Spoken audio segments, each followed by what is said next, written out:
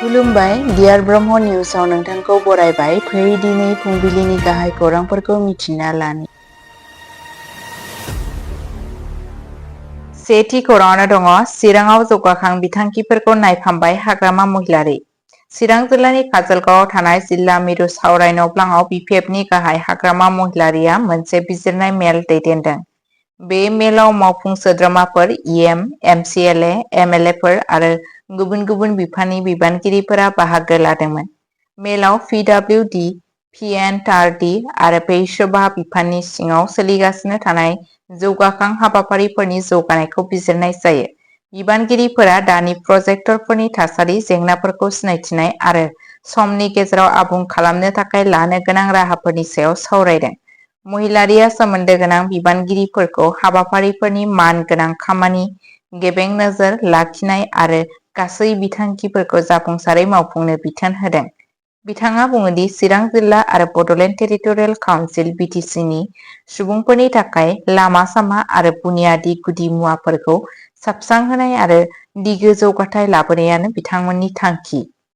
नैथि खौराङाव दङ बिटिसिआव होखारनाय नङा, गं 93 नखरफोरखौ फिन थाहोफिननाय जागोन हाग्रामा महिलारि। बड'लेण्ड टेरिटरियेल काउन्सिल (बिटिसिनि) गाहाय हाग्रामा महिलारि बिथाङा बुङो दि बिटिसि ओनसोलाव जेबो होखारनाय हाबाफारि लानाय जानाय नङा।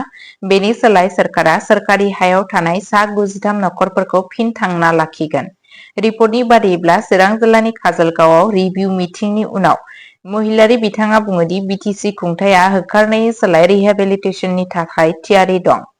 बे मेलाव पन्चायत आरो गामियारि जौगाखां, पिआरडि, पाब्लिक वर्कस डिपार्टमेन्ट, पिडब्लिउडि आरो मिउनिसिपल एडमिनिस्ट्रेसननि सिङाव थानाय स्किमफोरनि जौगानायखौ नायफामदोंमोन। गोजौ थाखोनि मावख'गिरिफोरा सोलिफुबाय थानाय जौगाखां मावथांखिफोरनि सायाव फोरमायथि होयो आरो मावफुंनायखौ साबसिन खालामनायनि राहाफोरनि सायाव सावरायो। आसामनि मोन 6 हारिफोरनो शिडिउल्ड ट्राइब (एसटि) नि मान होनायनि आयदानि सायाव महिलारि बिथाङा बुङो दि जेब्लासिम थाखानाय एसटि हारिफोरनि मोनथाय आरो सुबिदाफोरखौ रैखाथि होनाय जायो, अब्लासिम बिथाङा बे थांखिखौ हेफाजाब होयो। बिथाङा 2026 मायथाइनि फिफा बुहुम कापनि थाखाय मोनसे गोरलैयै इयुन रादाब होनानै बुङो दि आर्जेन्टिनाया सेमि फाइनालसिम सौहैगोन, नाथाय फ्रान्सआ चेम्पियनशिपखौ देरहागोन।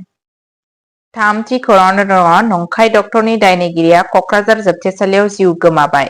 मावख'गिरिफोरा फोरमायनाय बादिब्ला देहा फाहामगिरि महरै सिनायथि होनायनि दायाव सासे सुबुङा मंगलबारखालि मेडिकेल इमारजेन्सि जानायनि उनाव क'क्राझार जोबथेसालियाव जुडिसियेल कास्टडियाव जिउ गोमायो।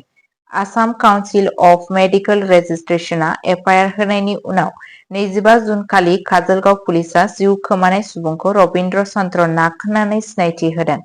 बिथांनि सायाव सासे देहा फाहामगिरि महरै खामानि मावनायनि अजद होनाय जादोंमोन आरो उनाव बिथांखौ बिजिरगिरिनि जिम्मायाव दैथायहरनाय जादोंमोन। मावख'आरिफोरा फोरमायनाय बादिब्ला नागआ मंगलबारनि फुंनि समाव जोबथेसालिनि सिङाव बिखाजों सोमोन्दो गोनां मेडिकेल इमारजेन्सि सोमजिदोंमोन। बिथांखौ थाबैनो फाहामथाय होनो थाखाय क'क्राझार मेडिकेल कलेजाव लांनाय जादोंमोन, नाथाय फुंनि 7:30 रिंगासोआव बिथांखौ थैबाय होनना फोसावो। मावख'गिरिफोरा फोरमायनाय बादिब्ला कास्टडियेल थैनायजों सोमोन्दो गोनां आयेनारि आरो खुंथायारि नेमखान्थिफोरखौ मावफुंनाय जागोन। ब्रैथि खौराङाव दङ शिबसागर हमस्टेआव कलेज फरायसानि गोथै सह'। मंगलबारखालि आसामनि शिबसागर जिल्लानि मोनसे हमस्टेआव सासे 22 बोसोर बैसोनि कलेजनि फरायसाखौ गोमोथाव थासारियाव गोथै सह'आव मोननाय जादों होननानै पुलिसआ फोरमायदों। रुंसारि जानाय कृष्ण गगैआ शिबसागर गार्लस कलेजनि नैथि सेमिस्टारनि फरायसामोन। बियो फुंनि 11 रिंगासो समाव जयसागरनि साखाथियाव थानाय जनाकी नगराव थानाय मोनसे हमस्टेआव सासे सेंग्रा अबिनाश खारवाजों थाबाय थादोंमोन। पुलिसआ फोरमायनाय बादिब्ला सेंग्रासाया सानजौफुनि 2 रिंगासोआव हमस्टेनि स्टाफनो खौरां हरदोंमोन दि कृष्णखौ खथानि सिङाव फासि नांनाय हालोदाव मोननाय जादों। पुलिसआ गोथै सह'खौ बोखांनो हायो आरो थैनायनि गुबै जाहोनखौ मिथिनो थाखाय पस्टमार्टमनि थाखाय दैथायहरो। अबिनाश खानवारखौ सोंथि सोंनो थाखाय हमनानै लांनाय जादों आरो पुलिसआ नायबिजिरनायखौ जागायदों। मावख'आरिफोरा बुंदों दि गासैबो जाथावना एंगेलफोरखौ नायबिजिरगासिनो दं आरो जाथायनि गुबै जाथायफोरखौ दासिमबो मिथिनो मोननाय जाथ'वाखै। बाथि खौराङाव दङ मुम्बाइआव स्कुल बासआव बिफां गोग्लैनायनि जाहोनाव 11 बोसोर बैसोनि फरायसानि जिउ खहा। मंगलबारखालि मुम्बाइनि सेंबुर ओनसोलाव गंसे फरायसालि बासआव लामा सेरनि बिफां गोग्लैनायनि जाहोनाव सासे 11 बोसोर बैसोनि फरायसाया जिउ गोमायो आरो 4 गुबुन गुबुन सुबुंफोरा जोखोम जायो।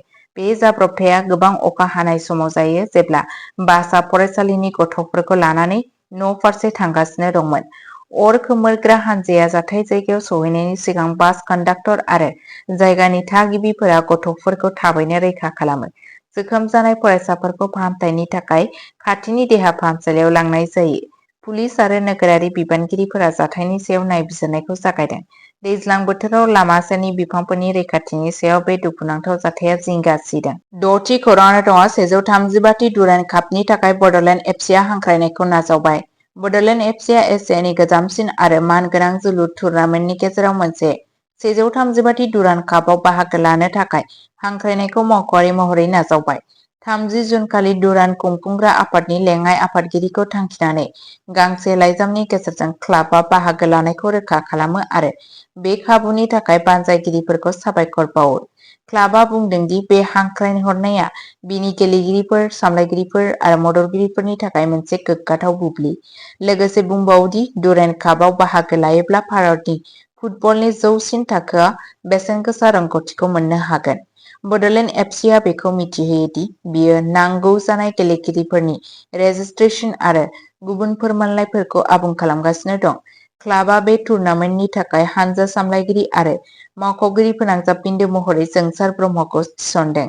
बे फोसावनाया बडलेण्ड एफसीनि थाखाय मोनसे जारिमिनारि माइल खुन्थिया, मानोना बियो भारतनि मोनसे देरसिन जोलुर बादायलायनायाव आगान होनो थाखाय थियारि जादों। 7थि खौरांआव दङ आसामनि मोनद' हारिफोरनि थाखाय एसटिनि थामोनथाया संबिजिरनि थासारिखौ नेनानै दं। मिरु मन्थ्रि जुएल अराम। मिरु ट्राइबेल बिफाननि मन्थ्रि जुएल अराम बिथाङा बुङो दि आसामनि मोनद' हारिफोरनो अनुसूचित जनजाति एसटिनि थाथाय होनायनि थांखिया दासिमबो संबिजिरनि मावफारिनि सिङाव दं आरो जोबथा थिरांथा लानाय सम लागोन। गुवाहाटीआव ट्राइबेल एफेयार्स प्लेन बिफाननि रिभिउ मिटिंनि उनाव अराम बिथाङा बुङो दि बे थांखिखौ गिबियाव आसाम सरकारा गनायना लानांगोन। भारतारि रेजिस्ट्रार जेनेरेल (आरजिआइ) जों नायबिजिरनांगौ। National commissioner for scheduled tribe (एनसीएसटी) जों नायफामनांगौ आरो जोबनायाव संबिजिरनि दफा 342 नि सिङाव मिरु सरकारजों गनायथि होनांगौ। बे जथुम्मायाव एकल मडेल रेसिडेन्सियेल फरायसालि, बन्धन मेरु स्कलारशिप आरो धरती आबा जनजाति ग्राम उत्कर्ष अभियानजों लोगोसे ट्राइबेल अनसाइ बिथांखिफोरनि जौगानायखौबो नायफामदोंमोन। 8थि खौरांआव दङ गुवाहाटीआव 55 कौटि रांनि सना जब्द'। आसामनि मोनसे देरसिन सनानि जब्द' खालामनाय जाथायाव गुवाहाटी पुलिसआ खारकुली ओनसोलाव सिग्रोमनायनि गेजेरजों 55 कौटि रांसो बेसेननि 37 किल'ग्रामसो सन्देह गोनां सना बोखांनो हायो। बे जाथायजों लोब्बा थानाय सासे सुबुंखौ हमनाय जादों। हमजानाय दायनिगिरिफोरखौ महाराष्ट्रनि थागिबि अक्षय बन्सिरे 32 बोसोर होनना सिनायथि मोननाय जादों, जाय गुवाहाटीआव थांगासिनो दंमोन। पुलिसआ गंब्रै मबाइल फन, नोगोद रां आरो सना रोगानायाव बाहायनाय बेगफोरखौ जब्द' खालामदों। गिबि नायबिजिरनायाव फोरमायनाय बादिब्ला बे सिखाव फालांगिनि नेटवर्कफोरा गेजेर सानजा आरो म्यानमारजों सोमोन्दो दं। फारसेथिं बेनि रनसायनाय नेटवर्कआ मुम्बाइ, दिल्ली, कलकाता आरो बेंगालुरुसिम गोसारना दं। पुलिसआ सन्देह खालामदों दि दायनिगिरिफोरा हमजानायनि सिगां गंथाम मुवा बेसादफोरखौ होखाबायमोन। मावख'आरिफोरा बुंदों दि सिन्डिकेटनि गुबुन सोद्रोमाफोरखौ सिनायथिनो आरो अपारेशननि आन्दोआव थानाय राङारि नेटवर्कखौ नागिरनो थाखाय आरोबाव नायबिजिरनाया सोलिगासिनो दं। दिनैनि रादाब फरायनाया एसेनोसै। जुदि नोंथांमोनहा भिडिअखौ मोजां मोनदोंब्ला लाइक, शेयार खालाम आरो डियार ब्रह्म चेनेलखौ साबस्क्राइब खालामनो दाबाव। गाबोन आरोबाव गोदान खौरांजों लोगोसे फिन लोगो मोनफिनगोन। गोजोन्थों।